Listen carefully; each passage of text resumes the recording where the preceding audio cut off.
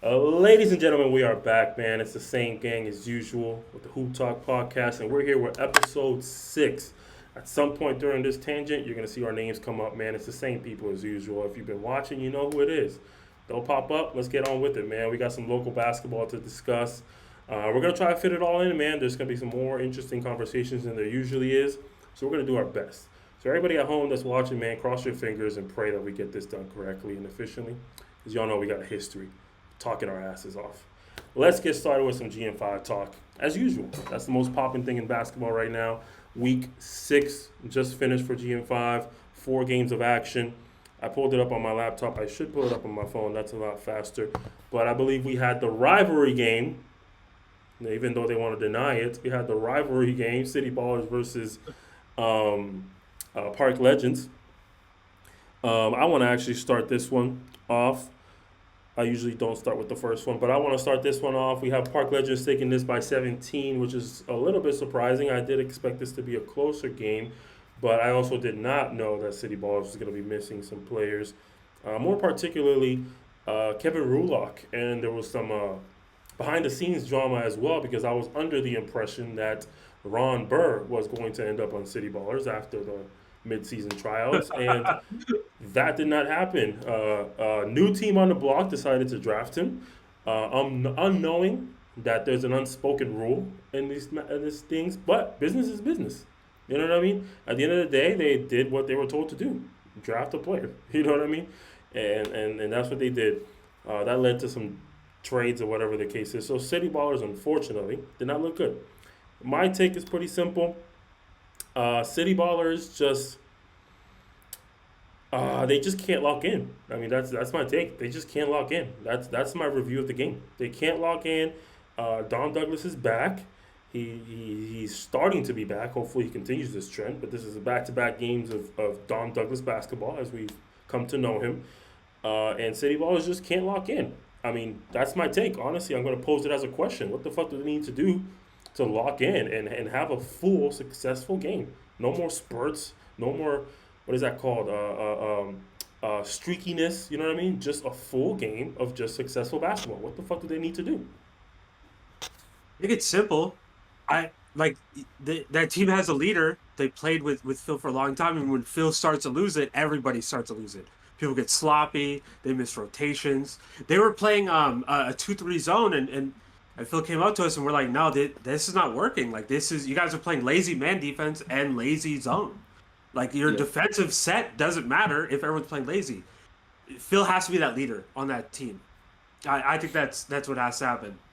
yeah, But I really like what Park Legends does because I really do feel like this game was Dom and I think it was Nick kind of leading this. And I know Nick scored what?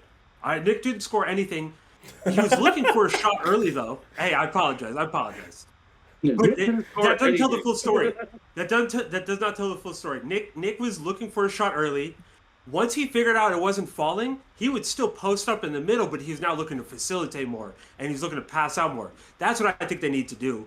I think when you have Nick in the post and he's scoring a lot, it sort of like hurts the team because they play very well off of the ball. They play very well when they're moving. So when he is looking to facilitate, that team is tough because you have to put two on Nick, and they were when Nick Choi was not in there to guard him. They put two on him all the time. They were doubling him often, and when they were doubling him, Christian was open for three, Dom was open for three, Ish was looking nice. Like everything was just firing on all cylinders. So I think I I think the Park Legends just held it together. They've had a situation that we've been talking about throughout the entire season where like it's not necessarily easy for them. There's a lot of like moving pieces on the team. There's a lot of, differentiating roles from like last season, but they're making it work now. Dom's looking like an MVP, and I think Nick in that role where he looks to score initially to create offense for himself to now be able to facilitate. I think that's perfect for them. I like that. Yeah. My biggest thing, and I don't want to be repetitive at all. It starts with the head, and then the body falls. That's like a really big saying in boxing or in anywhere. Like you have your leader not leading and instead arguing with refs, and therefore now you're also taking more time off the clock for your team to be able to come back. That's always going to bite you. And adjustments need to be made. And adjustments not telling a guy to move up in a 2-3. Obviously, the dude doesn't know how to play a 2-3. Go man. And it's not to, take away from the talent they have, but they don't ever try to make it fit together. Everybody's always trying to be a hero on that team. And when you have a bunch of superheroes and there's no sidekicks, then there's no one doing the dirty work, right? There's no one worried about getting rebounds. I think my biggest thing with this is I don't think Nick Choi is getting enough on offense to involve him in the game. Because, like, when you feed your big man will now go get a rebound that he would think twice about. He'll go up and attempt to block a shot that he regularly wouldn't go up. My biggest component to this is Serge Ibaka. Serge Ibaka, at one point, the Thunder were not running their offense through him, but were giving him other shots. Because on the other hand, he earned the name Serge Ibaka. He was blocking shots and getting rebounds, and I feel like he was more involved in the game, and they're not involving their big man enough. I think they need to give Nick some types of choices, some pick and rolls. Just start early and go from inside out. And I think a lot of the times when you have so many good shooters, you want to go outside in, and they don't have the post-up players on their team to be able to do that. And now you're kind of just making up offense as you go. My thing with Park Legends is Park Legends just need everybody to be there. They've been playing pretty decent. Dom's definitely back, and I have a fun fact because this is an actual fact. And I went up to Dom and I asked him, "How the hell did you learn how to fall so well?"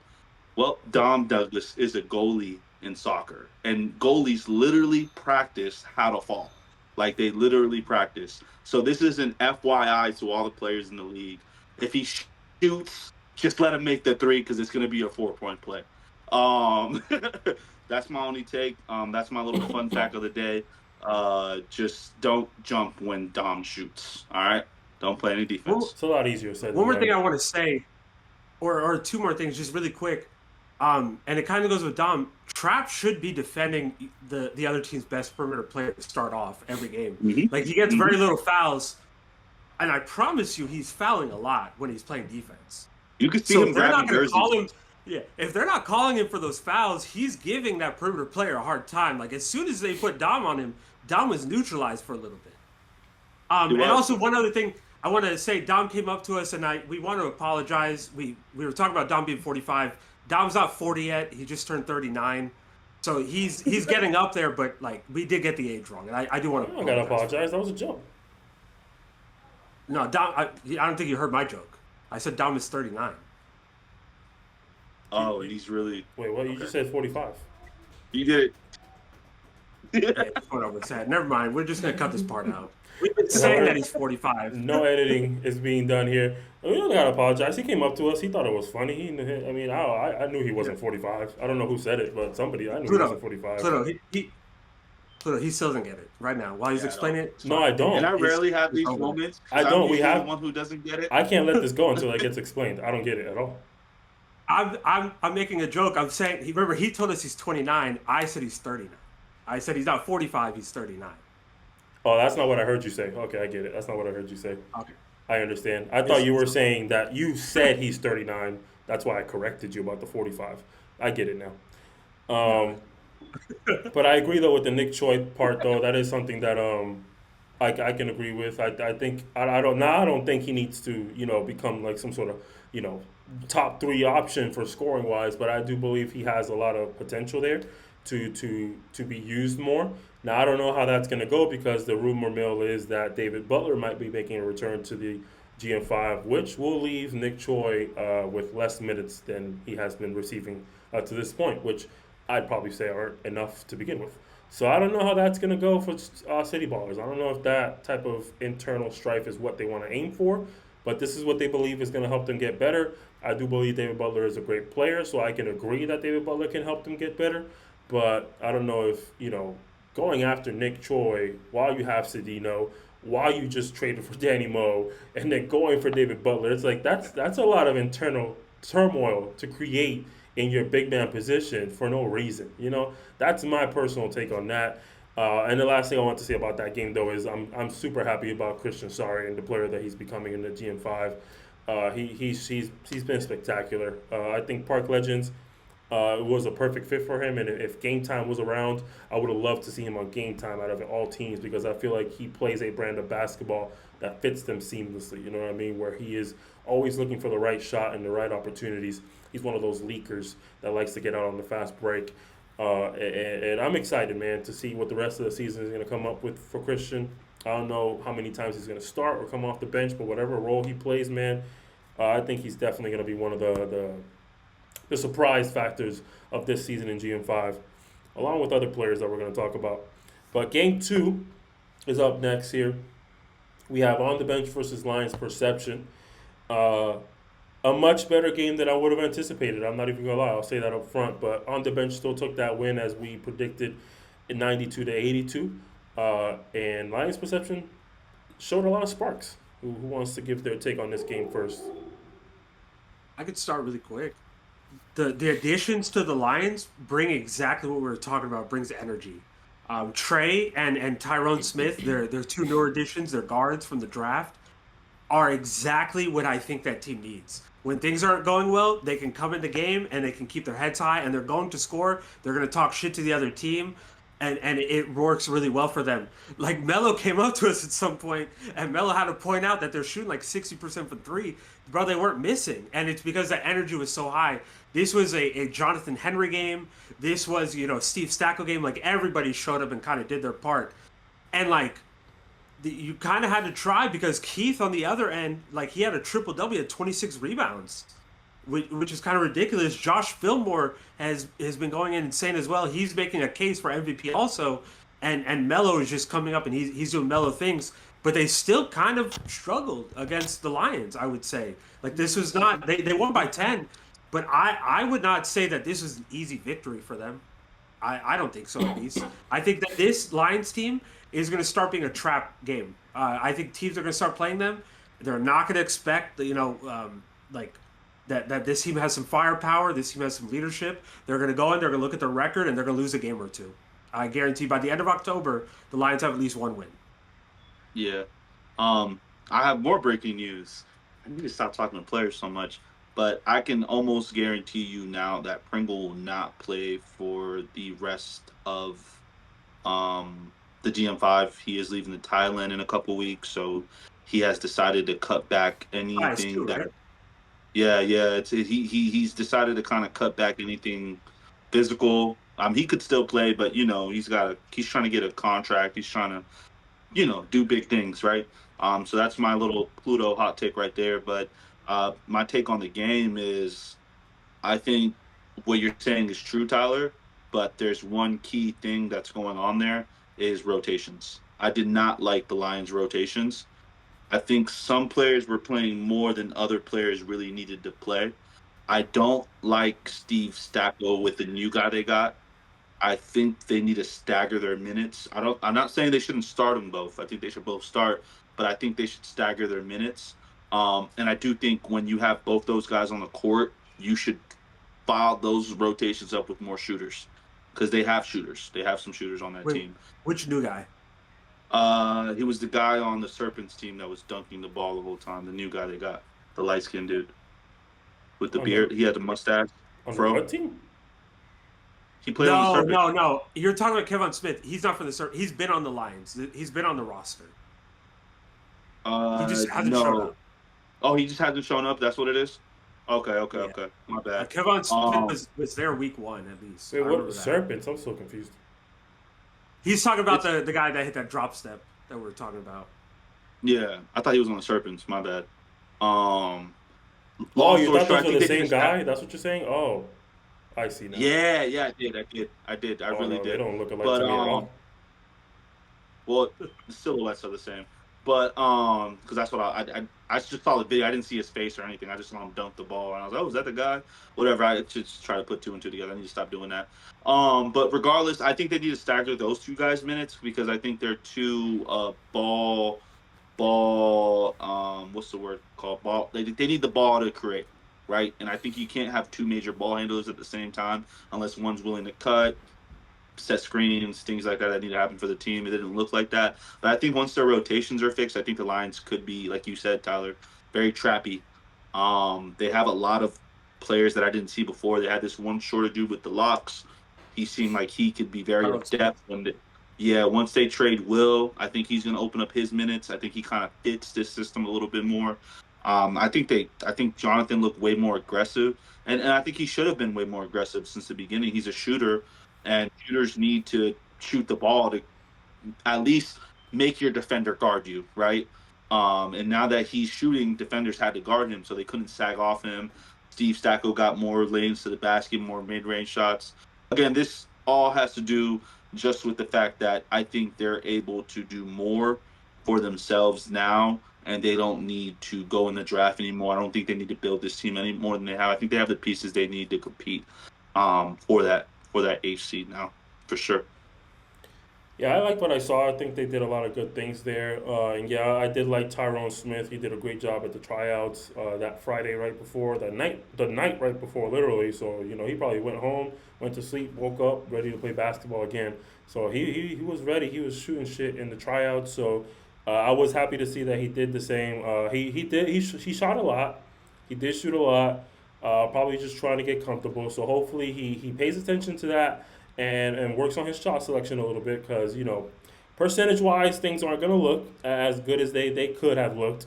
But he is a good player, and I'm interested to see how it goes for them with him.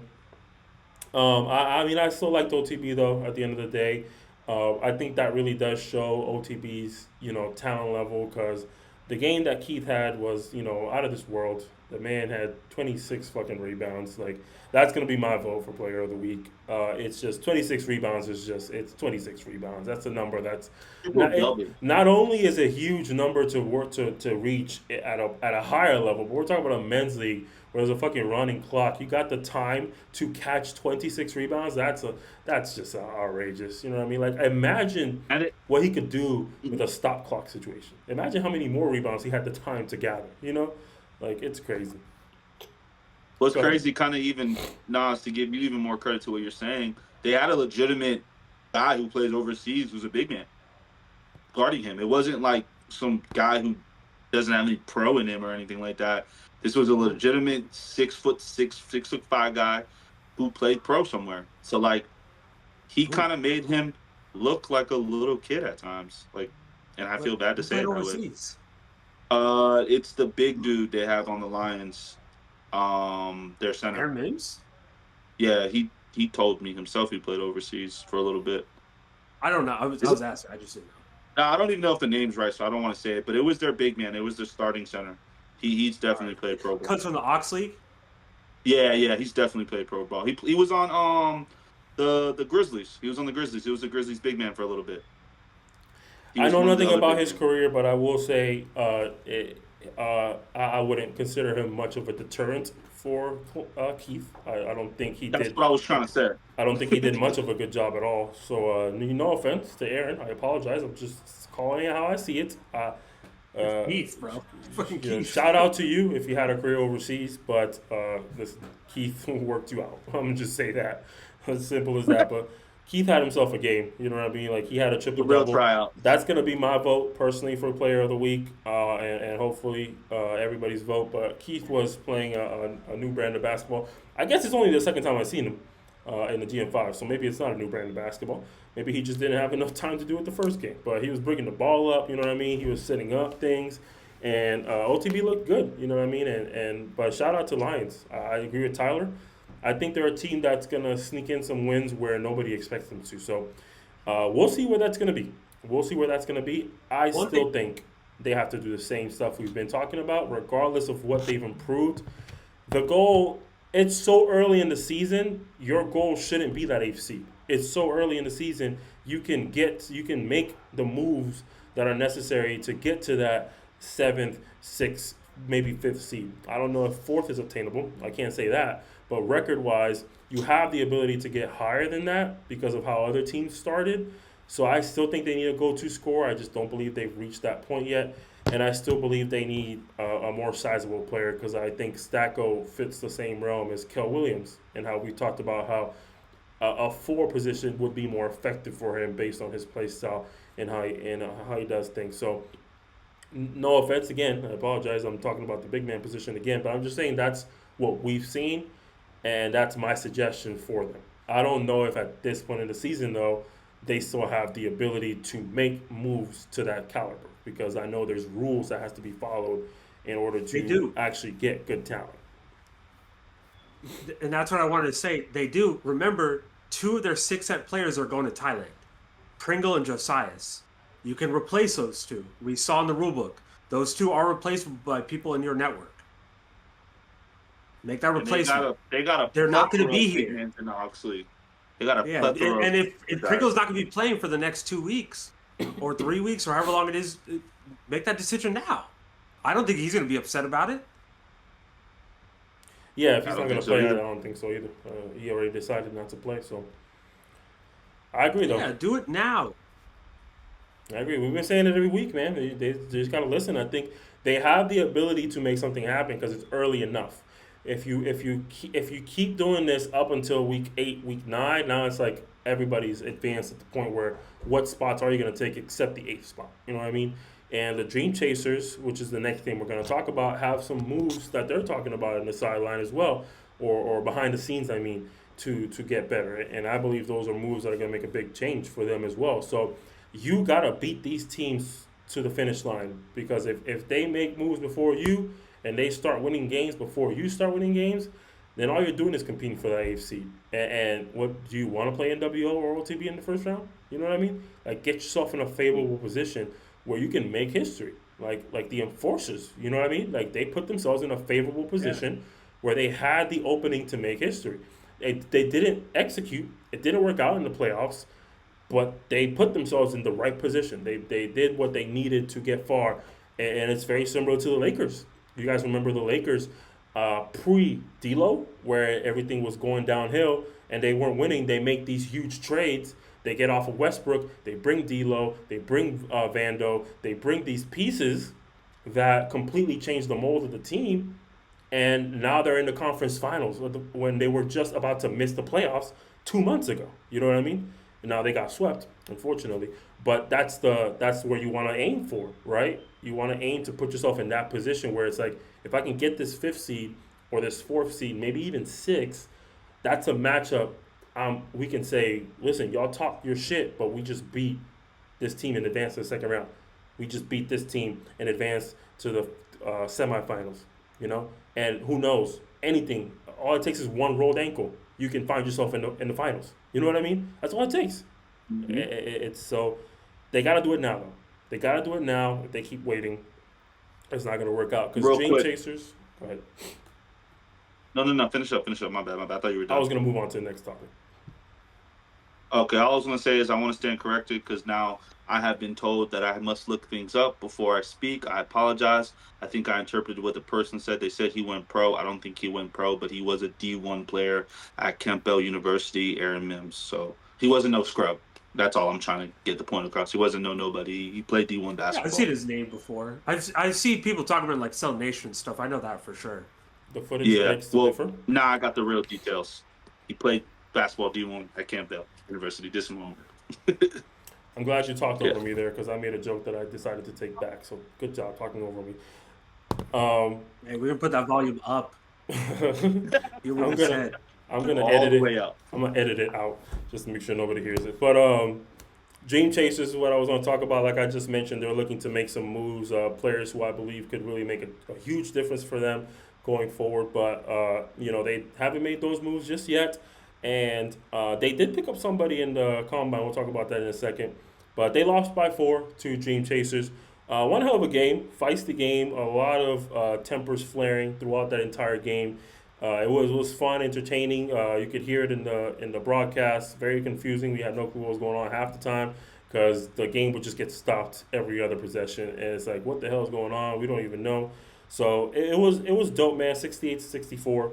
Dream Chaser still hasn't made the moves. However, let me see if I can pull it up real quick. According to the draft thing that I saw, and I don't know if I just was wrong, but I saw that they drafted Jordan Hernandez, and if I'm not mistaken, that is the player that I saw on Friday.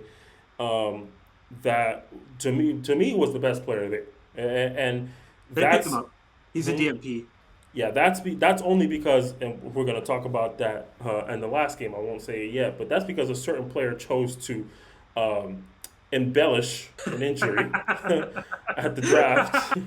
Let's just say it. Let's just put it that way. We'll talk about it more in a second. But taking that out of consideration, I thought Jordan was the best player at the tryouts. They had a little 1v1 session for everybody to showcase their ISO ability. And I even got it on camera. He'd had three back-to-back buckets on three different defenders. I didn't get the fourth one, which was the best one, because I was too worried about my caption for the third one. But the fourth bucket was even the toughest of them all. Hit him with a nice little pump fake. Went under for the scoop layup. Man, it was dope. And I thought he was a great player.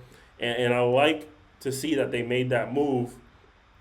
Hopefully that does work out for them going forward. I did not ask to see why he didn't come to that day, but I'm assuming being such short notice, maybe he wasn't prepared to be available immediately after. But that's a good pickup for them, man. Dream Chasers continues to show that they can win games, but they just can't pull it together when it matters most. I have my opinions on why Pluto's frozen. So Tyler, what do you think Dream Chasers needs to do to make these close games end in their favor? I think Bentley has to be involved more in the offense. And you're gonna look at this game Took and you're my gonna see take. Bentley shot 13. What? Oh, Took my you're gonna take. see that he shot 13 field goals. But like, go back and watch the shots that he's taking. Majority of those, he's given the ball in the last couple of seconds of the shot clock. That's not going to be conducive to like positive offense consistently. You have to give him time to set up. The other thing is this team, like Turan was he wasn't doing too well. He had the thumb thing, or I'm sorry, on his finger he had an injury. But this team's makeup is still really weird because I don't think that you want Dane Thompson as like the center. I think you want him playing as like a four or something. But you have him in that role just like you had Kel in that role. You guys have no real size, and it's really hurting you guys because when you go up a team like Count Up who only had Johnny, Johnny was cooking that game. Johnny had a really good game. Johnny probably had the best game of the season, and it's because you really had nothing to stop it. Trade Um, suggestion. Trade ooh, suggestion that just oh, I sparked have one. have that just you what you just said just sparked this interest in my head with the City Ballers looking to bring back David Butler and Dream Chasers trying to shop Neville. Why not swap Nick Choi for Neville? I think that's Nick Choi. Like I'm not, I don't, and I'm going to try and say this the nicest way possible. I'm not saying Nick Choi is the solution to the problem, but he's a sizable player who is more well known for playing that role. I think you're on mute. I didn't hear you say anything there. But Nick Choi is a more sizable player um, that can play that big man position. He's accustomed to it. He does it on the Florida Flight in the FBA. I would only assume he's consistently playing big man in other leagues that he participates in, just because he's a bigger player. He's at least 6'6". He's got to give you. I'm gonna undercut it and say 230 minimum. You know what I mean? He's got to be giving you 230 pounds minimum, but I'm undercutting it. He might be bigger than that, but I like it, man. What do you think? I like it. I agree. I like that because then you could look at different lineups. You could still have Dane starting. You have starting at the four, but then when Nick is kind of sitting, you can have Dane be that small ball five, and I think that works. We've seen Dane; he could shoot it.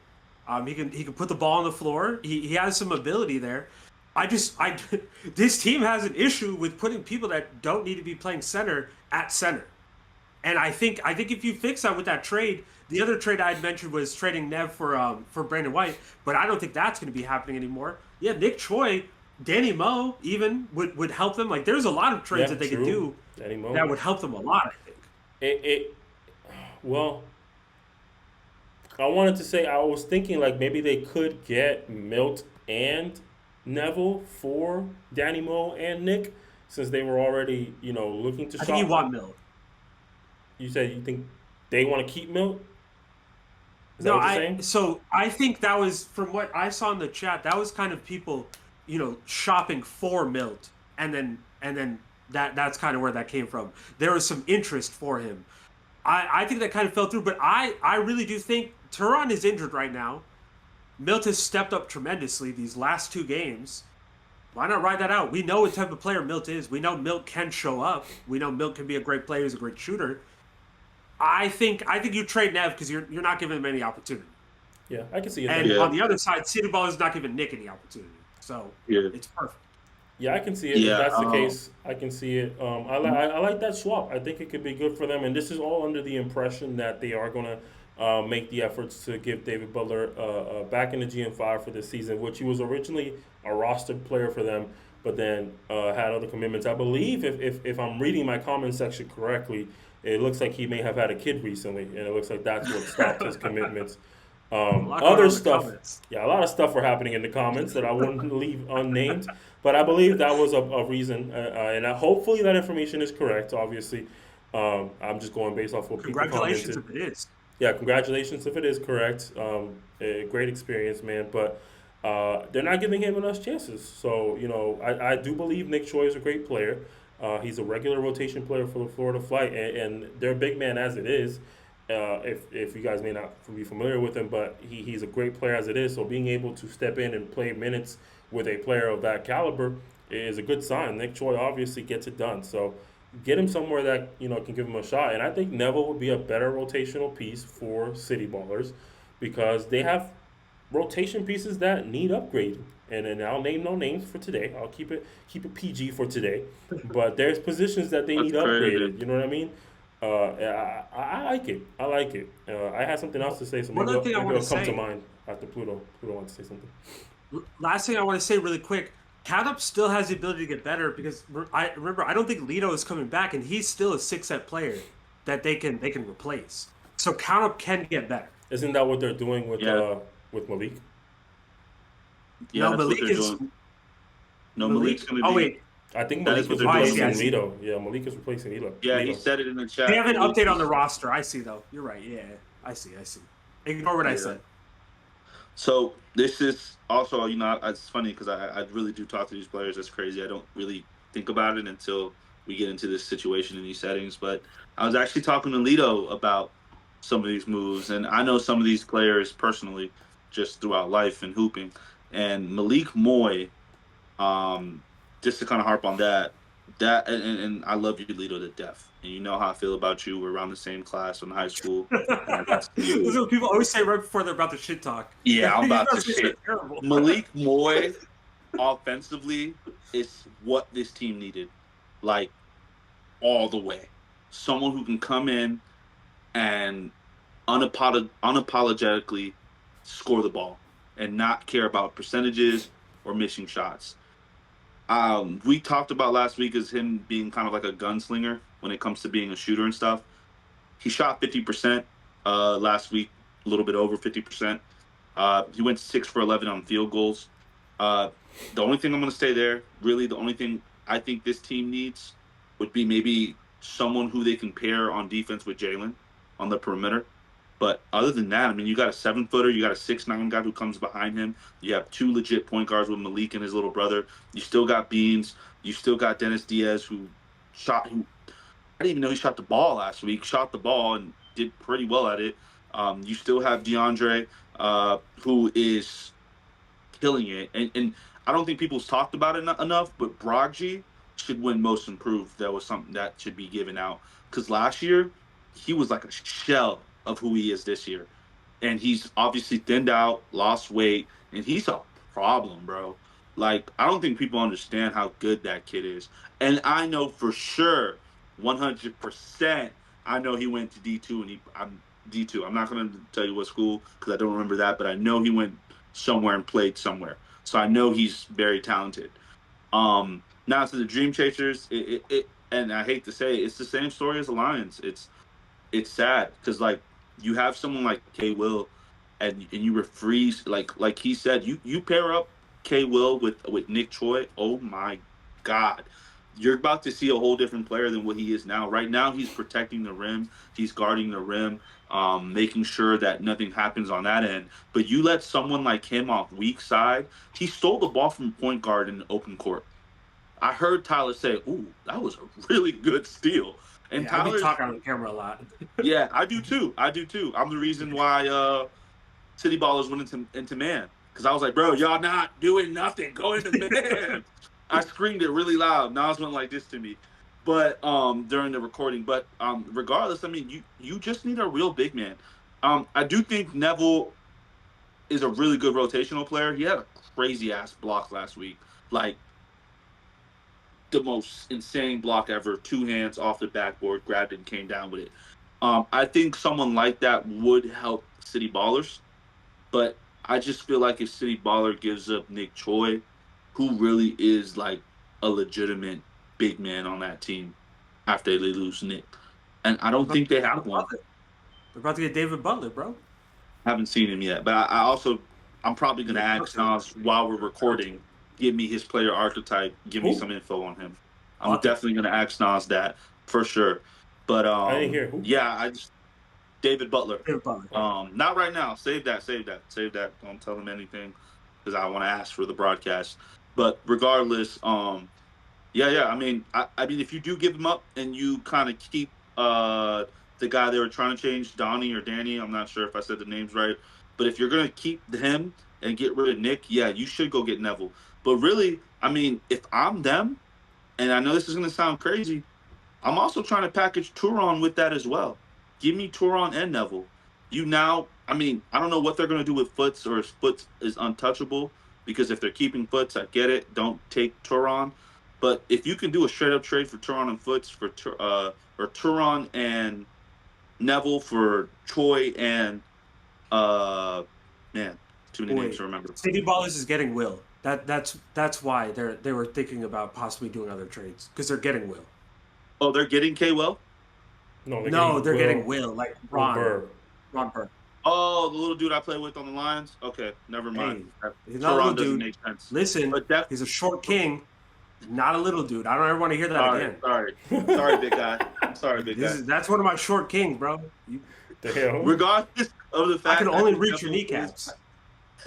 I got side with Nas. I think Neville's a good pickup. I think he's a guy who doesn't need to take shots and can still give you something on the court. He showed he can block some shots. That's for sure. I've never seen him do that before. He definitely goes. Pretty good. He goes to start draft. Yeah. I think it's an opportunity for him to be a really good rotational player and be more impactful on that team for sure. Let me one more comment really quick. I forgot to say just really quick. Kel, you gotta recognize when they have schemed you to like upset you. Early in the first quarter, Coach D was yelling at Beans, he's yelling at Victor, he's yelling at everybody to talk shit to you, to get in your head. And I'm talking like within the first 3 possessions, and it worked. You gotta recognize when that's happening, and not let that happen. To be fair, he did have the same typical game he has been having all season long. I don't think that he has. I think that he was looking for a shot a lot more, especially for 3, and he was going for a lot. You can't see how many fouls he had. I would bet that he had 4 to 5 fouls, and they were pretty stupid. He had. And I love Kel, bro. Kel's one of my favorite players to watch. But like he did lose it. A lot of turnovers, probably the most turnovers that we've seen this season. A lot of bad shots, and he was reckless defensively at times. Yeah. Speaking of Kel, that was the last thing. 2 last things I wanted to say, but he was one of the things I wanted to say, man. I talk about Christian and how happy I am for his success. I'm happy for Kel's success as well, man. He's shown to be a phenomenal player. And it reminds me a lot of the Devin Booker situation in Phoenix, where it's like, you're like, God damn, look out for your guy. You know what I mean? Like, can you do more for your guy? Like, this guy is out there doing everything he possibly knows how to do in the basketball world to get a win. And the team just isn't putting in the same effort. Like, I'd say Milt has made improvements, like Tyler mentioned, so I'll give him credit for that. But there's still shot selection that needs to be worked on. Bentley, there's an aggression level that he has to reach. You have to demand the ball more. You got to be able to help your guy Kel on the scoring, because you're not a scrub. Bentley, bouncy, he's not a scrub. He can score. He can get a bucket. Yeah. He's a difficult shot maker. I've seen it everywhere I've ever seen him play. He can make difficult shots. And I tell players all the time, if you have the ability to make difficult shots, you have the ability to be a great basketball player. Because if you can make difficult shots, you can make the easy ones. That means there's no situation in the world where you can be stopped. So just go out there and be aggressive. If you can knock down these fadeaways, these crazy layups, if you can get above the rim consistently, like go out there and do that, bro. Because if now they don't have to just work, the game planning against making Kel mad isn't the only thing they have to worry about. It's like Kel's just gonna pass it to Bentley. But if they don't have that concern, you know what I mean? Or they think, oh, Milt's gonna tuck it up, or Neville, they don't even know how to use Neville. You know what I mean? If they don't have to worry about anything else, you're doing your guy a disservice. So it reminds me a lot of the Booker situation where it's like, y'all got to step it up as an organization. In this case, they only have a GM and that's it. But as an organization, they got to step it up and make better moves at this point before it gets too late. If I'm not mistaken, the deadlines for stuff is October something. You know what I mean? So we're getting there, right around the corner. Look out for your guy. But the last thing I did want to say about that game was actually, no, I put them together. Never mind. It was Bentley. That was the second thing. I put them together there. But yeah. Real quick, Shout out and I'm gonna let it go. Bentley came up to us. Us three, we'll agree came on up to something. We We have 100% rules. came up to Bentley. Yeah. We attacked him. No, he came up to us, but we have rules, right? We have a 2-3 rule. If two of us agree, the other one, he's shit out of luck. You got to do what we said, right? So we rarely agree on anything 100%. Bentley came up to us. Me, Nas, and Tyler all told him the same thing. You got to be more aggressive, brother, because bro, we all said it in unison as a unit, and he looked at us yeah, bro, it's you. You are him here. Kel's him too, but you're at him just as much because we saw how great you are when you are doing what you're supposed to be doing. And I think right now you just got to be more aggressive from beginning to end. Kel is so aggressive, whether he makes the shot or misses it, he's aggressive. Just show dominance, show your aggression. Like your nickname is Bouncy, bro. Like literally Bouncy, bro. Like show that shit, bro. I haven't seen a good dunk from you all year, bro. Last year I was getting dunks from you all the time. I haven't seen you be the guy you were last year. And it is different when you have someone like AJ who is your guy. You know what I'm saying? Who you can kind of rely on. But I'm not saying Kels and AJ are in different worlds, but I'm saying you have someone who has the same capabilities as AJ, who can do the same things AJ's can do at times. So you gotta come on. You gotta just bring that shit, bro. Bring that shit every Saturday. If they set the tone earlier, they win games. It's as simple as that. If they can set the tone 100%. earlier, they win games. If you play a two-man game between Bentley and Kel to start the game off, possession after possession, and you get consistent buckets from both of you, you set the tone, and that's all you need. Because at the end of the day, Kel's on his way to average 20 by the time the season starts. I mean, the season ends. So if he's gonna get to that point where he's a 20-point scorer in this league, you gotta be right there with him with 17, 18 or something. You know what I mean? If not, I mean, who knows if he can get to 20 as well? But 12 is not enough. 12 ain't cutting it. 12 points a game, that's not bouncy. You know what I mean? You gotta be bouncy and you gotta average more. Every game, that should be your goal. Get your average up every single time. Good shots, right? Get your team involved. Play good basketball. Be aggressive. That's it. That's my suggestion. 100%. We're all in agreement with that. I don't think there's no difference in between all of us right now. Play good 13 basketball. shots. It's not telling the story. Play good basketball. Don't take just one part of what we said and then go out there chucking up shots. Don't Please. chuck. Play good basketball. Pass it. Create. Be aggressive, but be aggressive to create, not aggressive to score. That's the goal, right? But the last game of the week. Say 30 more shots. That's going to fix the situation. But go ahead, my bad. That's probably what he heard. But the last game of the week was New West Orlando, aka NWO versus Prey. NWO able to take that by 12, 88-76. And although it was a double-digit loss for Prey, I would say Prey did exhibit better basketball than they have in a while. Definitely some suggestions I would make to improve that.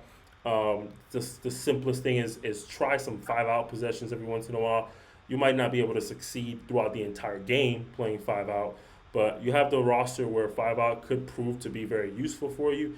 A lot of teams in this league are going to have slower players, so a lot of players are going to have the opportunity to show that ball, pump it, drive it, kick it, and a lot of opportunities going to be created off of that. So that'd be my ultimate, not solution, but suggestion for now.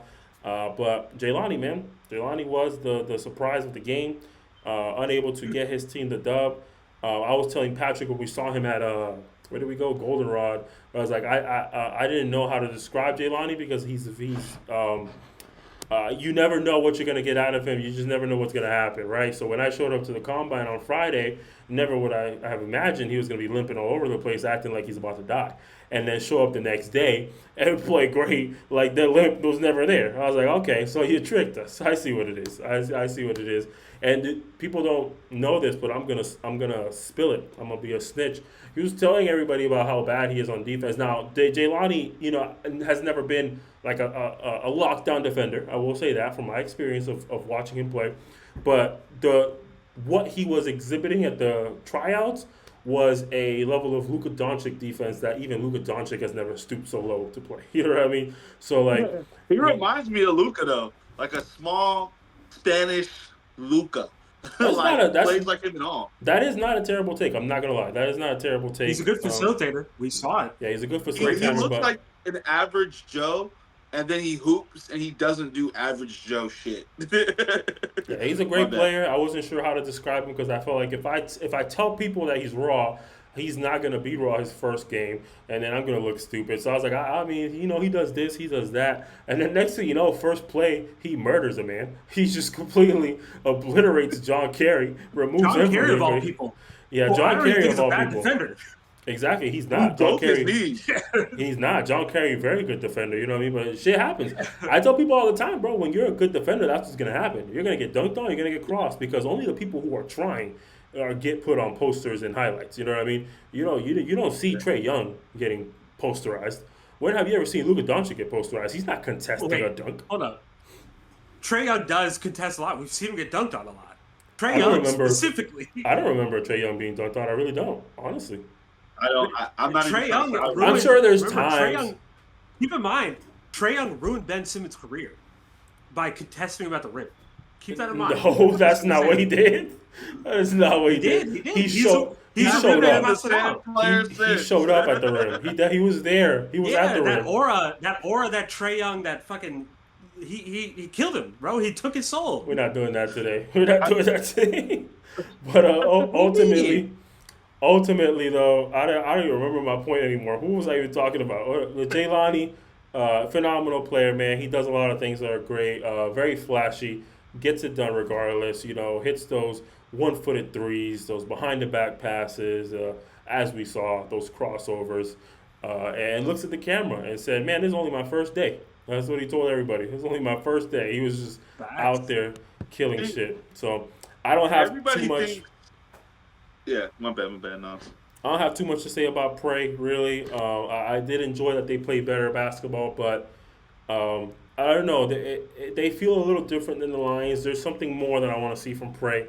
I think the Lions showed really good progress, and I would definitely want to see them succeed going forward. But Prey, I just don't know if they convinced me just yet. But adding Jaylani was a good pickup. It helps them in the areas that we have talked about in regards to their ability to push it in transition, their ability to get more consistent scoring. But even with that, my issue with them was it just seemed so, I don't know, so blah.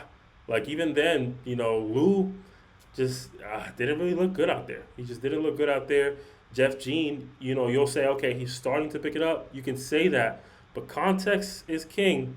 And when you look at his points, at least 6 or 8 of them were at the end of the fourth quarter when people stopped playing defense. You know what I mean? He had a putback dunk, 2 breakaway dunks. You know what I mean? Now, I'm not trying to diminish his effort out there, but like up to that point, you had 8 or 9 points.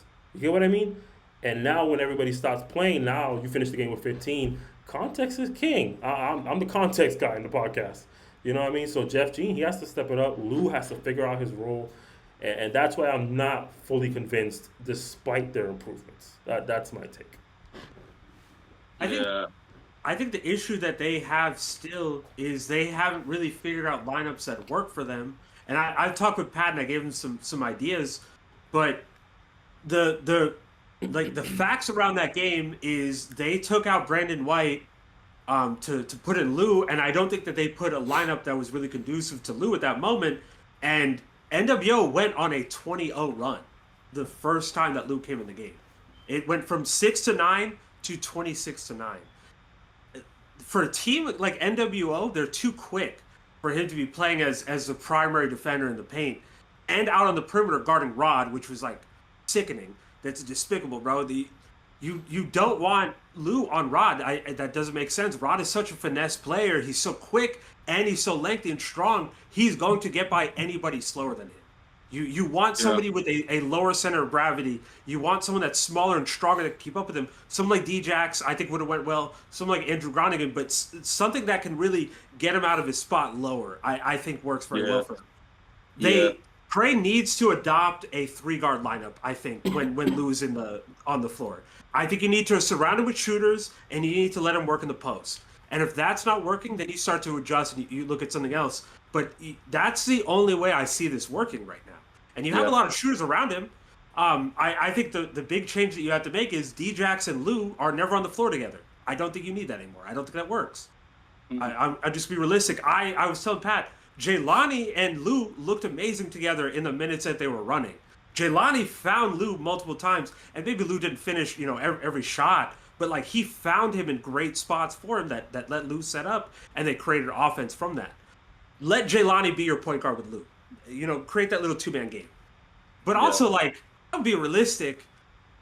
What do you do when Rod is just playing like Rod like that? Like, Rod had everybody on him, everybody defending him. You tried doubles. You tried having Jeff on him. You tried having Brandon on him. You tried having Lou. Rod took a lot of everybody shots. on him. But, like, Rod was just shooting shit, bro. Like, at some point, you got to recognize Rod is like, he's a 6'8" fucking guard, realistically. To match that, his running mate AJ had another phenomenal game as well. So like it's a tough situation to have to run into.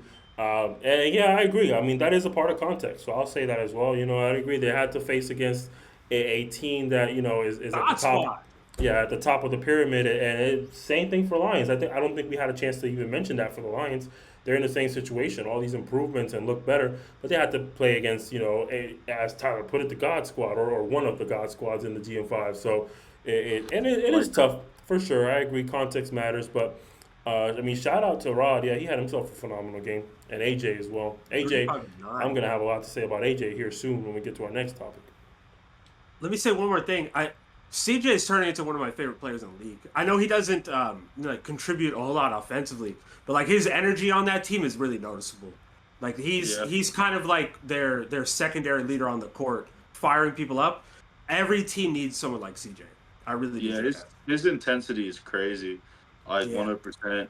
I do want to state some things. You can go back and you can fact check these. I've been saying Prey needed to go through a 3-guard lineup since like week 3. Because they were way too big.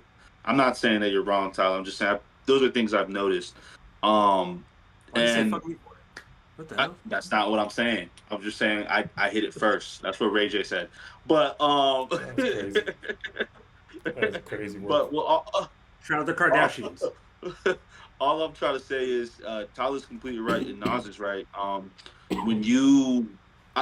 I'm at a point with Brandon White where I don't even know if they're using him right, or I don't even know if he wants to be on the team. And that's just my personal, what I'm looking. It's not any facts. This is just my personal opinion. When I see him on the court, he doesn't look like he's giving maximum effort. I don't know why. I can't give you a backstory on that. I would have felt like Jaylani and him would have been a good pairing on a pick and roll or something like that, but never saw that. I think Lou would benefit better as being a backup big man as a center position for this team and being a small ball center for them. Someone who can grab rebounds, kind of stretch the floor out. I think he would Who? I missed it again. Lou. I think Lou would be a great, like, untraditional center for them that can come in and kind of score a little bit. Because that's what Lou is at the end of the day. Lou, if anybody knows Lou's a scorer. He likes to score the ball. And then I do want to talk about Jaylani and something I see on the website. I want you guys to correct me because I could be wrong. It shows him as a temporary player. Is that something that am I wrong or just before I go on to my tangent? Yeah, I don't know why it's on. I don't know because I thought they dropped him. Yeah, I'm pretty sure they drafted him. Okay, it says temp there. So my thing is, you gotta when you have a player like Jaylani, I don't know if you guys noticed, everybody falls in line, right? Now they have a pecking order on prey. I think Jeff James should start at center. I think they should trade Brandon White. I like Jeff Jean at a center position. He's big enough in this league to play center. I think he does a lot of things that he can shoot. I think he's a decent shot blocker. I don't like Jeff Jean as a primary ball handler on a guard. That is finally. I'm happy that Rod had the game he had. We were talking about in the group chat. His foot speed was not keeping up with Rod. If you look at the broadcast, I say that within like the first 5 minutes of the first quarter. They they need to switch Jeff Jeeb off Rod. Why is that happening right now? They put Jaylani on him, and Tyler, what you said is true. A lower center of gravity, someone who's quicker on their feet, someone who, if he crosses over, he can kind of get back there a little quicker than someone like Jeff, where it's going to take a lot more for him to get back where Rod's at. Because Rod is a real two guard. Like he's a real two guard. Um, and my last take on this, the way you feel about CJ is how I feel about Bo. The team is up by 20. He's pissed at Tommy for taking dumbass shots. And they're and Bo had the jersey backwards just like Tommy last game. Tommy Dennis, They were player like, of the week. huh? Tommy Dennis, Tommy Dennis- player of the week. Tommy lied to us twice in 2 days. Just keep that in mind.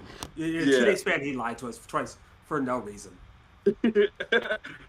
Yeah, he told us he was going to hold. We saw him at Goldenrod just for context purposes, and he told us he was going to hold the other team to 20 points or less for the entire game, and they scored about 40. They did win the game by almost 150 points, but they did score. They did score more than 20, which was not what we were promised. We were promised less than 20 points. All right. We wanted a 90-point victory, and we only got a 70-point victory, and that pissed me off. That pissed you off? I would have Yeah. quit basketball if I was other players. But I did. I think quit. they did. I quit basketball on the spot. You'll never see me play again. I wouldn't say quit the game, Nas. I would never pick up a basketball again. No, I know If what you lost said. by that many. I know what you said. Oh, okay. I think they did. I saw them burning their jerseys outside. Yeah. They resigned. I'm not even kidding. They went to the front office and resigned. Yeah, when me and Tyler were walking out, their name was scratched off from the list of teams. Yeah. They scratched it off manually. They went through 8 different weeks. All right, that's enough of Goldenrod. Go ahead, Pluto. Finish your thoughts if you remember them.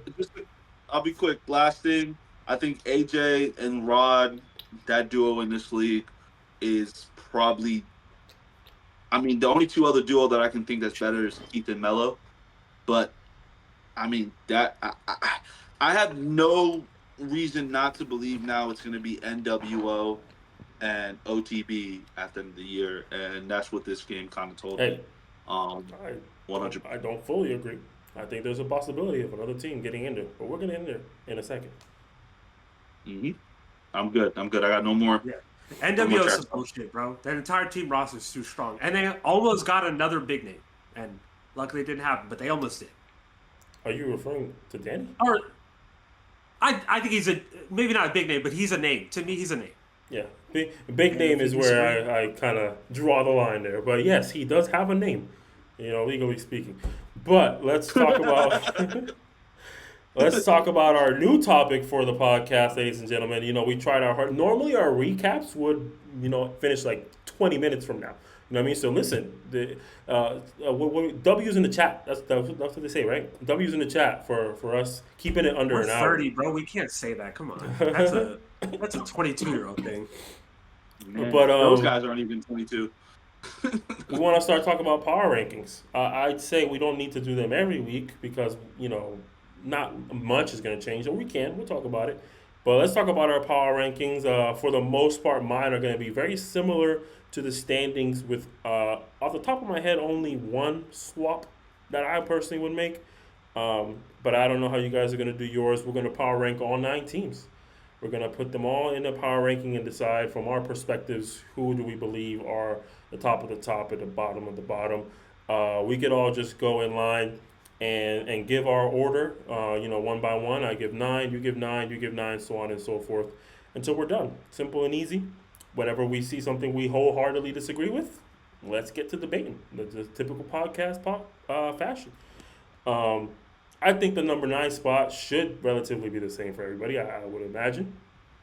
Um, at my number 9, unfortunately, I have Lions Perception. Despite their recent success with OTB, that was a good game for them. But I'd say the other teams that are not doing so well, by comparison, have done better. This is the start of us doing the power rankings, so like we're looking at the whole 6 weeks, not just one. Exactly. So, yeah, I also have Lions down there. I have Dream Chasers at 9. What the I fuck? think, yeah. Wait. We're gonna Before I disagree continue fast. this dumbass take, before I move forward, has Dream Chasers won a game? No. No, but either is the Okay. Lions. Yeah. They have the I lower got point the Lions differential. at Though. 9. I think talent for talent, I think the Lions now are better than Dream Chasers. Are better when it comes talent for talent, what they have on their roster versus Dream Chaser. I do know Dream Chasers have lost by less points, so they're the less shittier team than the other team or worse team than the other team. But I just feel like going forward, I think it's like we said, Lions are the trap game. Moving forward, I can't put them at 9 if they're trappy.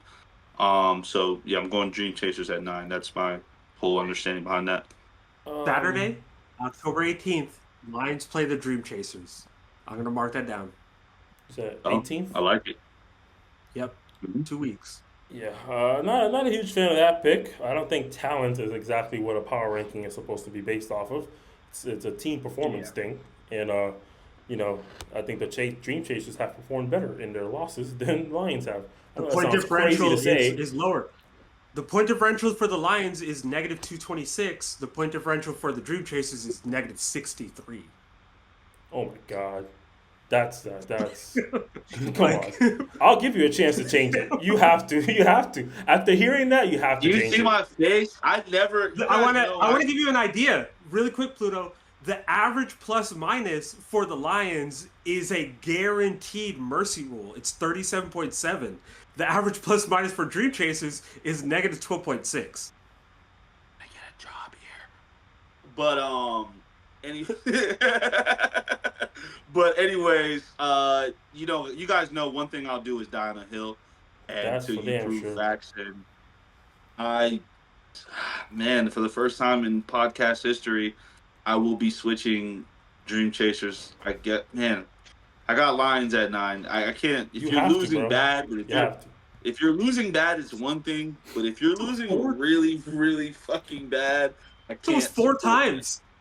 It was Here's 4 one thing. times. Here's one thing I'll say though. At the same time, is to consider this as well. When the Lions have improved according to our, what we see. We haven't actually seen it in paper, but we've seen it on the court. Even then, their point differential was still higher than Dream Chasers, who technically haven't improved. You get what I'm saying? So like, it's Yeah, it's really hard to make that case. That's all I'm saying. It's really hard.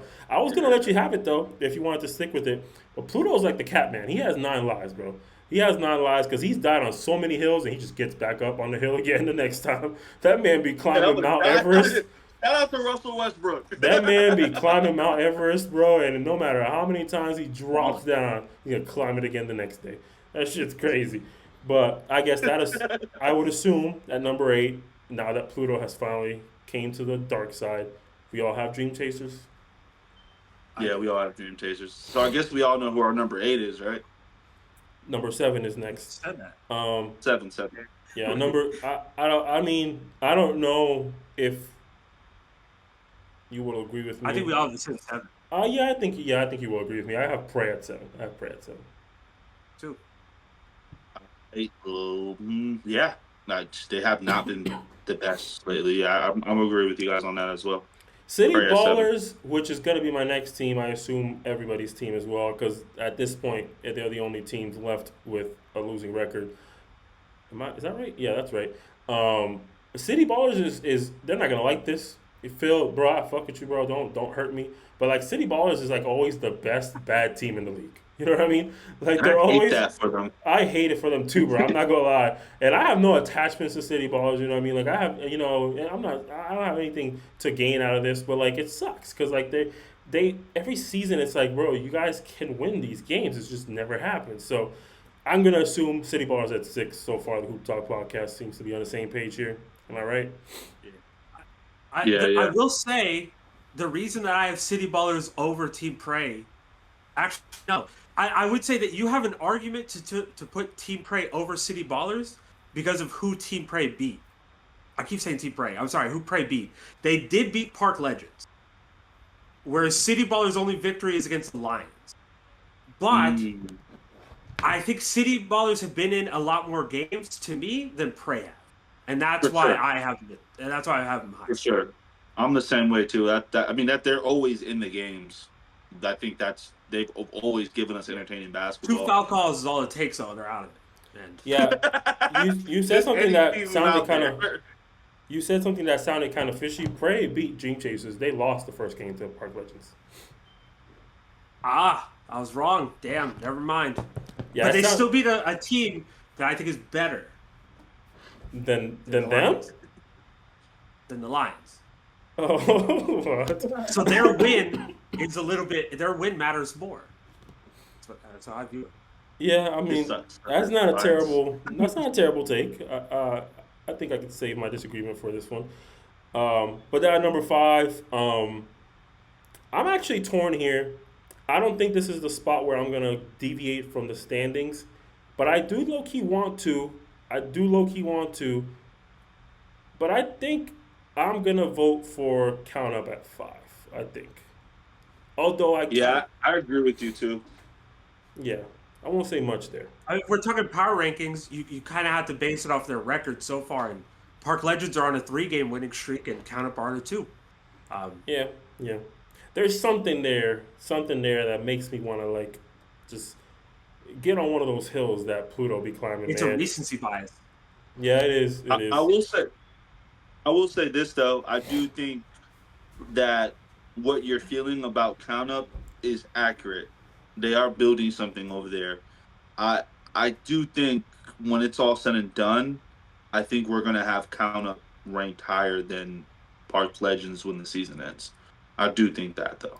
I have a feeling that's gonna.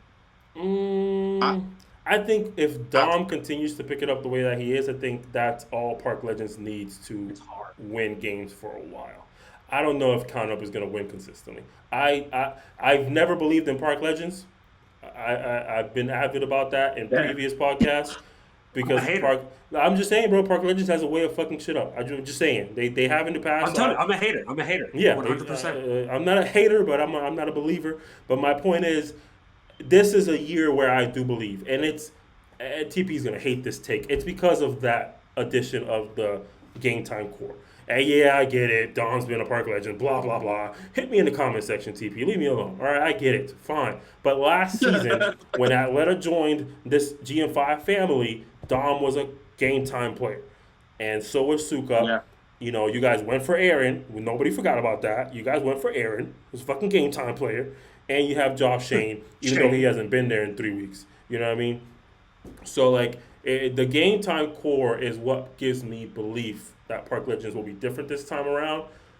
And I really want to see how the rest of the season goes if Dom does play like he's been playing these last 2 games. So I can't get on board completely. Shane has Shane not hasn't been been there there, in and 3 that's weeks? weird. Like 2 That's weeks. Okay. 2 weeks at least. I know that much. Now wait. Park Legends are on a 3-game winning streak. That's 3 weeks. That was a guess. I don't know if it's been 3 weeks.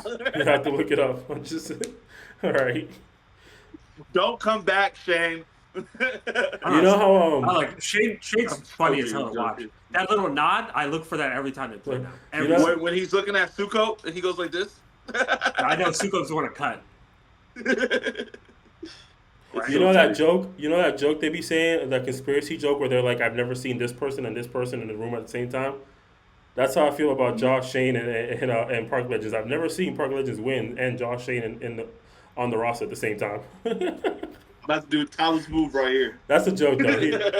That's a joke, though. He was there for the first win. I'm sorry. I was just trying to make a joke. I Yeah, Shane apologize. wins everywhere he fucking goes. Yeah, he does. He's the Shane is a winningest winner. player in Central Florida. Yeah, Shane is a fucking winner for sure. That entire team wins slash chosen ones slash two elite slash whatever other teams they have. That whole And I got core, my bro. invite. I got my invite. You're gonna see me out there. Yeah, that whole core, man. They're winners for sure. So I'm just joking. I know Shane, bro. I know about you, bro. You be winning everywhere you go. Um, but where are we? 4, right? So then I'm gonna assume Park Legends is at our 4 here, unless we have a Yeah. crazy take for today. I got my first deviation coming up, though. I can tell you right now. I think I do too. I think me and Tyler are gonna be on the same page. Pluto, I want you to give your number 3 first. I think me and Tyler are gonna be on the same page. Maybe not. I don't know. We'll see. Who's your 3? We have Let me look at OTB, record. Vipers, and NWO left. Now, if you Man. have a deviation, I already know who's going 3 for you. And You're gonna be I'm gonna surprised. say something, You're gonna be and very I'm surprised. probably with you guys. I think I'm with you guys too. I gotta go OTB at 3. that's not what I got. Oh. I got Vipers at 3. I also have Vipers at 3. Yeah, Tyler was right. So I was. I know. Okay. There's no other deviation. That's why I So wanted I'll you tell to you go my first. reasoning. I'll tell you my reasoning really quick. If you really look at it, I consider power rankings a statistical thing more than anything else. It's all about performance. OTB has a higher point differential. They have, an average of 16.8 plus minus, whereas Vipers have 13.8. That's where I have that from. It's purely statistical. And OTB beat the Vipers. Oh, I forgot about that. Yeah. Man, this is 2 times in one day that you guys have me not dying. I do not feel like Kenny today. So I am definitely going to switch it up because I forgot that the Vipers lost to OTB and that's their only loss. And there's no way I can rank a team higher than another team with the same record if they lost to the other team. That's like that has nothing to do with statistics. That's just common sense. So yeah, I will retract. I got Vipers at 3 and OTB at 2, obviously. For Yeah, I context gotta retract purposes, there. the Vipers are second in the seeding based on statistical differences between the Vipers and OTB. The Vipers would finish second in a world where the season ends today, but we just convinced Pluto to say that even though they are second in the standings, OTB should be the better team in these standards right now, and I agree 100%. Which I hope, or I really do hope, that means at number 2 we have OTB. I hope that's where we're going with this. Been a successful power ranking so far. Perfect. NWO is too dominant. Like they did beat OTB as well. Yeah. So, Did they play the same Vipers? thing They goes. haven't played the Vipers, right? No, I don't think so. No, they wouldn't have because they would have. Yeah, they wouldn't have. Never mind. I put 2 and 2 together. Yeah. They only have. Yeah, they only have one loss, and they lost to OTB. So yeah. You're saying that they would have lost the Vipers. Wow. Yeah, because NWO is undefeated, so they would have had to lose that. You're saying it sounds like you're making a bet that they're going to lose. We'll see when that day comes. We will see. We're gonna talk about upcoming games in a second here. We're going to report it too. Yeah, listen, I'm down. I'm down to make that take, but that means we got NWO. So seamless power rankings. NWO at number 1. For the most part, I believe we ended up following the standings to the T. It looks like, it looks like. No, we switched. We switched OTB and Vipers. So that was pretty much it. Going forward, we're gonna have our own different takes. We're gonna view it differently. Tyler does have a differentiating way of doing power rankings than I do. So that's going to lead to a lot of discussions and disagreements going forward. So tune into episode 7. I think that one's going to be a fun one. I die on every hill I get on, every single one. Yeah, but easy, I'd say, this first power ranking. So I don't want to get into, I did want to have one discussion specifically. I don't want to get into too many because I don't feel like too many players have cemented themselves when it comes to award races. At least I don't think so. If there's another award that you guys would like to discuss, then we can do that. But the only one that I was going to bring to the table is MVP. I'd be interested to hear who your front runner for MVP is up to this point. I want you guys to go first, and I'll give my take. I think my take is obvious. I'm going to be honest.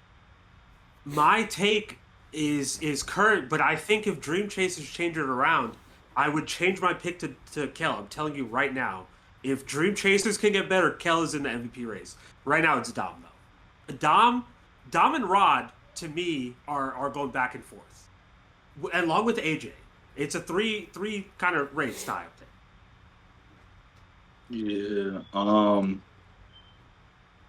I do think it's Dom, and I think it's Rod. I think I have three. I had Dom, Rod, and at one point I did have Jalen Monroe.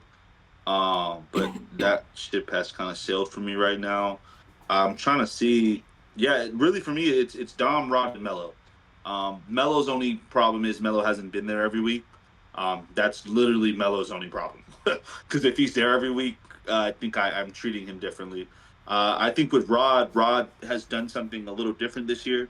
He's branched out. Obviously, he's still playing with I would say a GM5 elite when you have AJ, but he's kind of pulling a little bit more weight than AJ at the moment within his duties of this team. He's What do you still think saying, AJ's? What do you think AJ's averages are?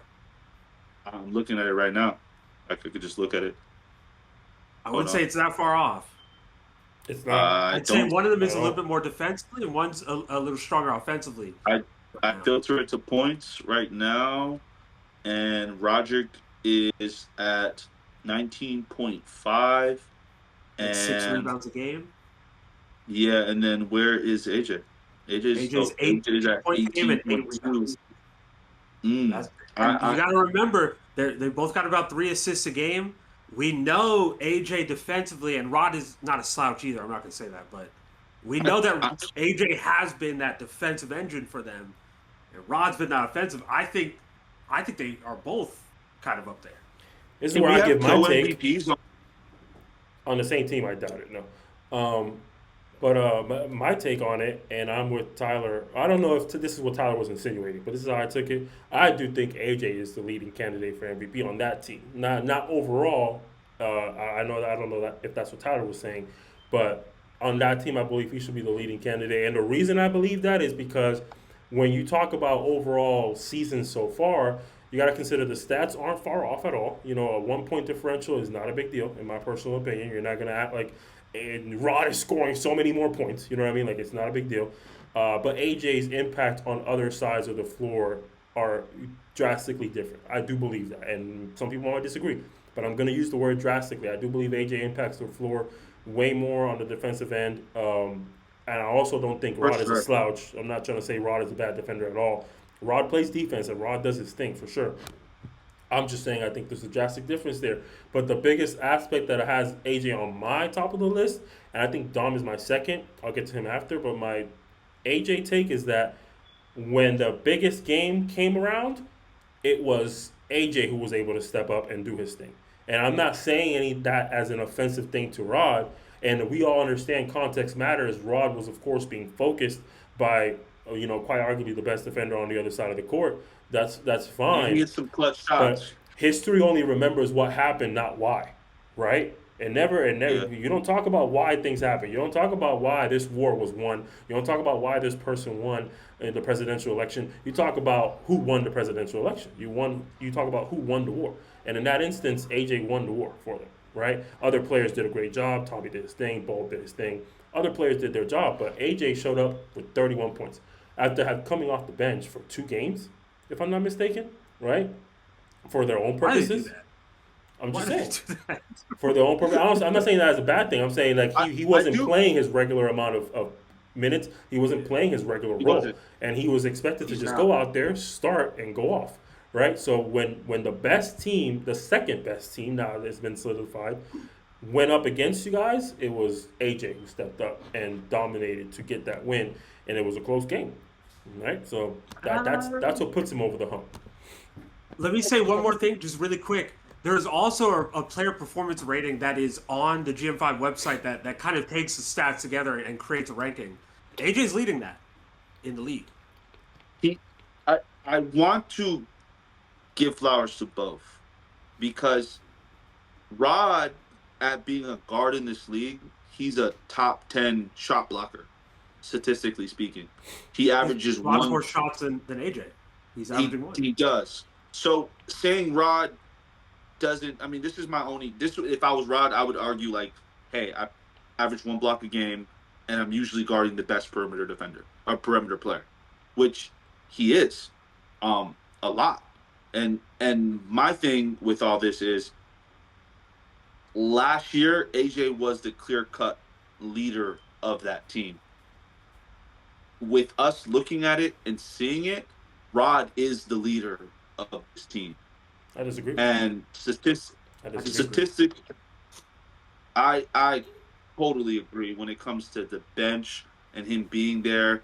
I'm not saying that AJ's not a leader. That's not what I'm saying. I'm just saying I'm just being blunt. See AJ half the time playing with his kids on the bench, but half the time the team's up by 20, so he's really not engaged fully. But I do see Rod engaged fully. But this isn't a conversation about who's a better team player. This is a conversation about whose stats are better. And at the end of the day, I mean, he literally leads the team in scoring. I'm not sure about assists. I would have to look into it. He obviously is They're a about the factor on the same. defensive. But the volume Yeah, they matters. are. The volume matters. That's not enough to propel him in that aspect But because I it's don't just think, 1 I point. think you're deflating the value of Rod's defense by not saying that he's not guarding. He's literally he guarded Melo the game before. He's always But you're deflating I'm not ability though. to score. he's always taking the responsibility of guarding the best guard on the other team. AJ, clear cut, is probably the best big man in this league. AJ doesn't have to worry about guarding the best whatever position at his position every week, but I think Rod does. Rod has to guard Melo. Rod has to go guard Dom at times. Like, He yeah, doesn't you have have to Bol. though. He Yeah, doesn't have to. He wants to. He likes to do that. He doesn't he have doesn't to. have to. But yeah, but you have people usually throwing those players, and he still takes it within himself to. I think really, and I'm gonna say something that's where you can piss y'all both off. I think it's a tie between them two. I think what you I would guys say say that. was, I really would give them co-MVP right now. yeah, like But right now, I would. I would say that they impact the 100%. game. I think it's both of them Similarly. together getting it done. I don't think someone's outdoing someone right now. Not clear cut. Not to where we can be like, oh, AJ's way better, or Rod's way better. There's not. We don't have an argument like that right now. And I think that's my argument. I think it's a tie. That's literally I think it's really a tie. I just can't. I would say they're tied. I think just AJ's can't better. see. I do think, yeah, but I do think they're tied to win MVP in the league. I don't think there's anybody that's closer to them. Like, the But closest person because would be I think Dom. that's the issue, though, because when it comes down to voting, it comes down to the committee. They're You going to have pick two one players player on the one same team that are competing Yeah. against each other to get MVP. Somebody else is going to get it because of that. That's Yeah. just how it works, unfortunately. We saw it on the Miami Heat. We see it on these mega teams like Steph Curry when he was at Golden State and Kevin Durant came by. They both had amazing seasons, but it's hard to give someone an MVP when they're both doing fucking great and they both have the best record on the team. So I think it kind of like Tyler says, fuck it, let's give it a Dom. Fuck it, let's give it a Melo. At that point, Let's give it a Tommy. Let's give it a fucking Tommy. But yeah, Player yeah. of the week, my ladies and gentlemen, hot take is Tommy that Dennis. it's a tie. It's crazy because I can't edge one out all the way. Because when we say AJ being a good defender, there's a guard in this league who's averaging one block a game. He's a top 10 shot blocker. It's really hard to edge this out. I'm not calling Rod a guard in this league, though. He is a forward, and he will. There's usually two guards on the court with him at all times. Yeah, I would say he's a But guard he when he's moves playing like a guard. in different leagues where the sizes are different. But like in the GM5, he's a small forward without a shot over that. He That's the moves like a guard, though. He moves like a guard. He is a shooting guard. He is in any other league with the real size that we're looking at. He is a 2 or a 1. Right, but that in the GM5 that doesn't translate because he's taller than the majority of the players. Yeah. Half the players on the 95% court of he's players taller there, than. yeah. So like we can't use that. He's to his taller than advantage. AJ. Yeah, he's taller than AJ. Is he taller than AJ? Yeah, AJ's 6'4". He's taller than AJ? AJ 6'4", Me and maybe Rob. 6'5". Nah, that's a different story. That's a different story. I'll do it later. Yeah, and Rod, hey, I told you, Rod's getting brolic too. But, We gotta watch out. yeah, but I do wanna say something on AJ's side, and this kind of goes to him. My guy comes to the games and plays with his kids half of the time, and comes in the game, produces, comes right back out and just chills. Like he's not even really trying right now. And I hate Oh to yeah. say that to the other teams, but I think the only time he tried was against OTB, on the bench. Like that's the only time I saw him try this season, and that was like the AJ of last season where everything was No, serious and he just he had a knew he great had to game. lock in. No, he did just have a great game. He was trying very I hard. don't think he tried against Team Prey. I'll make that argument. He really allowed that game to come to him. I feel like He a was lot of his not. points were in transition. Oh, Yeah, that's he not was what I just was chill. thinking of when I said that. Like, I guess if you put it that way, sure.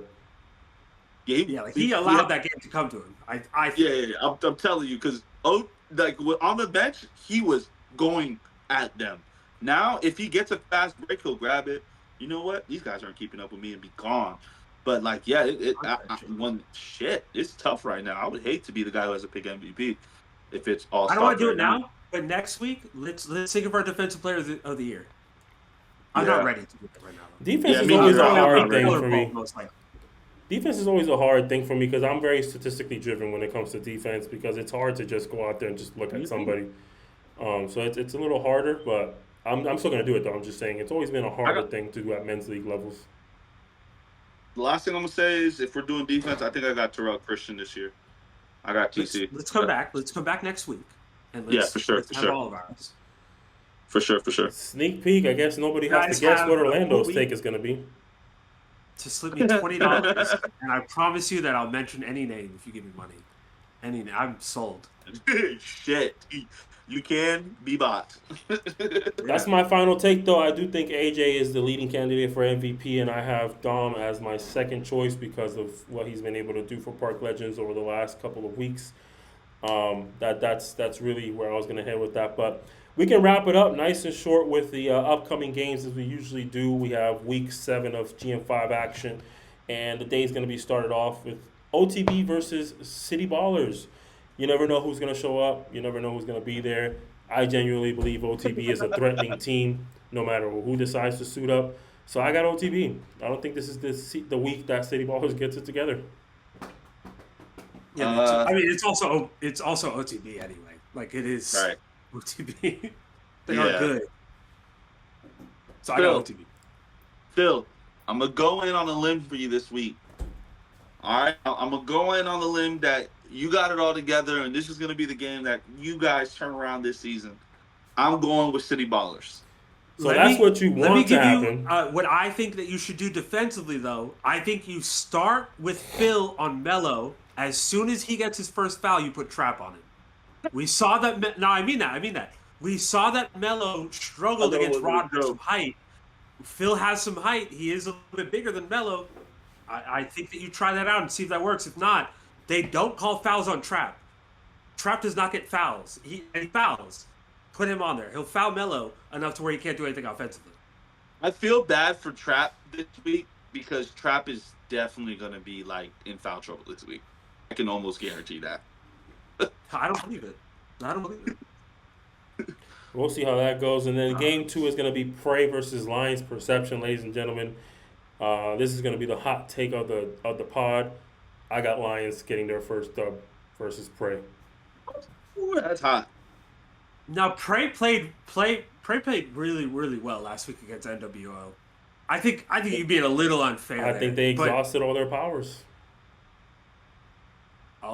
If Pat can implement some of the things that him and I talked about, I'm going Team Prey.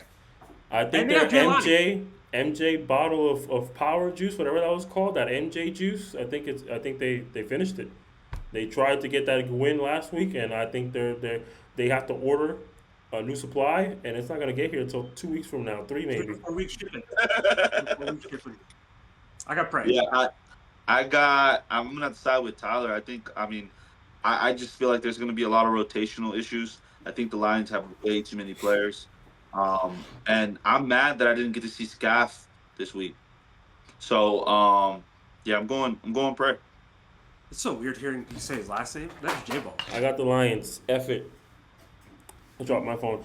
And then we got game 3 of the day. NWO versus Dream Chasers. Seems like NWO will never get a bye week. They got yet another week of action. They going up against Dream Chasers. Same concept. I don't think this is the week that Dream Chasers gets it together. I got NWO. I mean, Yeah. even if they get it together, they're not going to get it together against NWO enough. Like, it's NWO.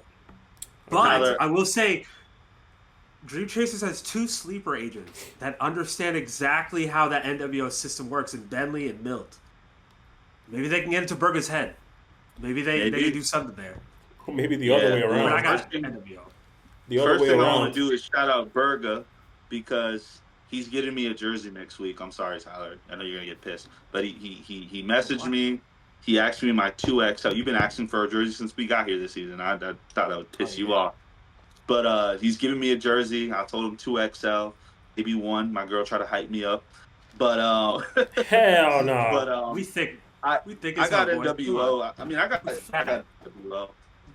Definitely got NWO. Is that Ainsley over there? Hey, shout out Ainsley. No. I see the shadow. Vipers. That's Dropping me. names. Vipers versus Park Legends. Last game of the week. Count up with a bye for That's the the week. game of the week. That's probably Yeah. the game of the week. Park Legends with another game of the week. Their schedule's starting to get a little tight now. The conspiracy theory can finally go out the window. I got Vipers though. I got Vipers. I got Vipers. I mean, I've been siding with the Vipers since the beginning of the season. I'm not gonna change that. I will say, Park Legends can match Vipers, style of gameplay. Very quick in transition a lot.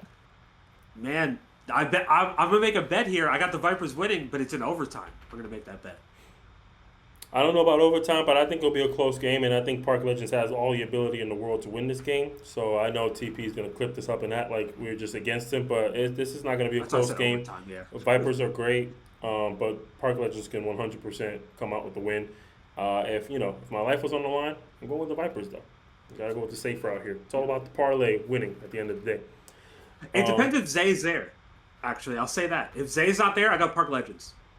I don't know. I still think the Vipers are good enough, but I guess we'll find out this weekend. But yeah, that's it for GM5 talk, man. Shameless plug to wrap up the podcast, and then we'll head out. But ladies and gentlemen, don't forget to join us on October 25th for Trunk or Treat that we're hosting. If you are interested in participating as one of our trunks, decorating and supplying some fun times for the kids and all the people in attendance, make sure you DM us. Make sure you hit us up in the comment section, letting us know that you want to participate. It's going to be October 25th at Coombs Academy parking lot from 1 p.m. to 3 p.m. We're going to have some games with some prizes involved. We're going to have some candy to give out to whoever participates, or just in general, just to hand out, keep everybody happy and in the Halloween spirit. Make sure you come fully costumed. You should have your costume by then, I imagine. Halloween will be right around the corner. And we're going to have a lot of fun, man, at Coombs Academy during GM5. $10 to get in. That'll get you into GM5 games as well. And we're going to have different opportunities for everybody to enjoy themselves. There's going to be ways to incorporate the parents that come with their kids. We're going to have games that can be appealing to all ages, whether it be, toddlers, preteens, teenagers, whatever the case is. We're going to do it a lot. We're going to do it big. So don't forget, October 25th, Trunk or Treat hosted by Atlanta Sports, 1 p.m. at Coombs Academy parking lot. So stop by and let's have some fun, man. Let's cheer the season, man. And if you're We're a doing a team few more owner, events. oh my bad. Go ahead, Tyler. My bad. I was about to We're do gonna it. be doing a few more events too. Be on the lookout. If you're a team owner and your trunk isn't decorated, we're gonna have words. If you're a team owner, your trunk better be decorated, You hate kids at that point. You just hate kids. You hate the youth. and that's horrible. That's horrible. But that's all we got, ladies and gentlemen. That is the end of Hoop Talk, the podcast, episode 6. Man, we appreciate y'all for tapping in with us this far. Make sure you hit that subscribe button, like, comment, and share with all your Hooper friends and family, man. There's a lot of basketball to be watched and played around Central Florida, man. And, Your help, your support is going to help us expand so we can start exploring other areas of Florida, other areas of the U.S., and that's our goal, is to put local basketball on the map. So like, subscribe, comment, do all that good stuff, man. Hoop Talk out. Deuces. Deuces. You're